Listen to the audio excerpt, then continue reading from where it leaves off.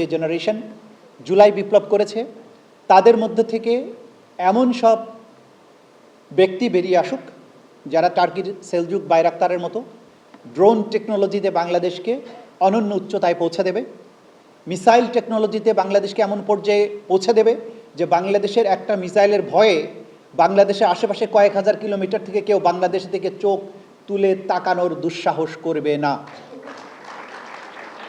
আমাদের বে অফ বেঙ্গল, আমাদের নৌবাহিনী, বিশাল সমুদ্র সীমানা যা কিছু আছে, এগুলো নিয়ে আমাদের জেনারেশন জি যারা মহাকাব্যিক একটা বিপ্লব করেছে বাংলাদেশটাকে রক্ষার ব্যাপারে, তারা এমন সব জিনিস বের করে আনবে, এমন সব অবদান রাখবে রাষ্ট্রের জন্য, সায়েন্স টেকনোলজিতে, সামরিক প্রযুক্তিতে, অর্থনীতিতে।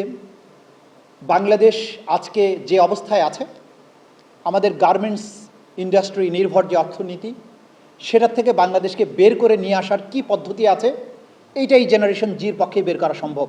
পুরনো ধাঁচের যারা চিন্তা করে তারা কখনো পুরনো বৃত্ত থেকে বের হতে পারে না। যারা বৃত্ত ভাঙার সাহস দেখায় তাদের পক্ষে এটা সম্ভব।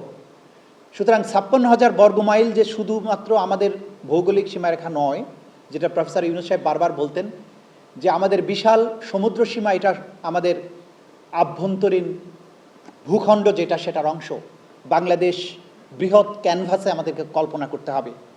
বাংলাদেশকে এই বিশাল সমুদ্র সীমা সহ বাংলাদেশের যে সম্পদ আছে সেটাকে কিভাবে ব্যবহার করে আমরা দুনিয়ার শ্রেষ্ঠ একটি অর্থনৈতিক শক্তি, সামরিক শক্তি, শিল্পকলা, সাহিত্য, সংস্কৃতিতে একটা সমৃদ্ধ জাতি নিজেরা হতে পারবো, তেমন কিছু করার শক্তি, সাহস এবং হিম্মত এই জেনারেশনের আছে।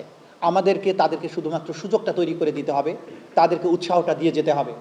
আমি বিশ্বাস করি শহীদ আনাস, আসহাবুল ইয়ামিন, মীর মুগ্ধ, আবু সাইদ সহ যে শহীদেরা বাংলাদেশকে 17 বছরের এক অন্ধকার সময় থেকে মুক্তি দিয়েছে, শুধুমাত্র 17 বছর নয়, বাংলাদেশে আগের যারা ন্যারেটিভ নির্মাণ করেছে, সজলের বক্তৃতা আমি পুরোটা শুনতে পারিনি, যে ন্যারেটিভগুলো আমাদেরকে শিখিয়েছে যে দাড়ি টুপিওয়ালা মানুষ মানেই রাষ্ট্রদ্রোহী, স্বাধীনতা বিরোধী,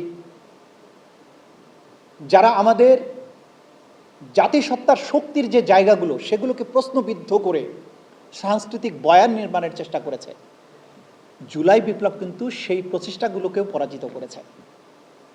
সুতরাং আমাদের ওসমান হাদি সহ এই বিপ্লবের সৈনিকেরা শুধুমাত্র রাষ্ট্র ক্ষমতার একটা পরিবর্তন করেছেন বিপ্লবের মাধ্যমে তা নয়, তারা একটি সাংস্কৃতিক বিপ্লবও করেছেন। আমাদের আত্মবিশ্বাসের দিগন্তকে উন্মোচন করেছেন। যারা আমাদেরকে ছোট করে দেখতে শিখিয়েছিল গোটা দুনিয়াকে, তাদের লেন্স দিয়ে আমাদেরকে দেশদ্রোহী, স্বাধীনতা বিরোধী, আমাদের অসংস্কৃত মনা, এইভাবে তাদের লেন্স দিয়ে দেখিয়ে গোটা দুনিয়ার কাছে প্রতিষ্ঠিত করার চেষ্টা করেছিল বাংলাদেশকে।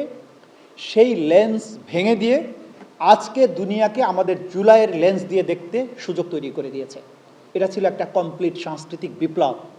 এইটাকে সাস্টেইনেবল করা, এইটাকে ধরে রাখার জন্য যে কাজ, সেগুলো আজকের ওয়ার্কশপ থেকে সারাদিন আমরা, বা সারাদিন না হলে অর্ধেক দিন ধরে আমরা এটা শুনছি, সেটা আমরা বাস্তবায়ন করার চেষ্টা করব। যে জাতি এইভাবে রক্ত দিতে পারে, যেই জাতি ছোট্ট দুটো ওয়ার্ডের মধ্য দিয়ে ওসমান হাদির মতো একটা ন্যারেটিভ নির্মাণ করতে পারে, তাদেরকে দুনিয়ার কেউ হারাতে পারবে না, এটা আমরা দৃঢ়ভাবে বিশ্বাস করি। আজকে রেভুলেশনস ওয়াচকে ধন্যবাদ। যে সংগ্রাম তারা শুরু করেছেন, যে প্রচেষ্টা, এটা অব্যাহত থাকা দরকার। আজকে যেমন লিটারেচার নিয়ে কথা হয়েছে, আগামীতে অন্য কোনো বিষয় নিয়ে ওয়ার্কশপ হবে।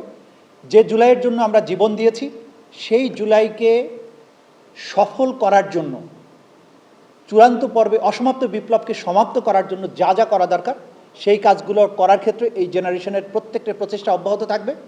আগামীর বাংলাদেশকে আমরা বিশ্বের দরবারে সর্বোচ্চ আসনে আমরা দেখব, সেই দিন দেখার অপেক্ষায় আজকে সবাইকে ধন্যবাদ জানিয়ে, শুভেচ্ছা জানিয়ে আমার কথা শেষ করছি। খোদা হাফেজ।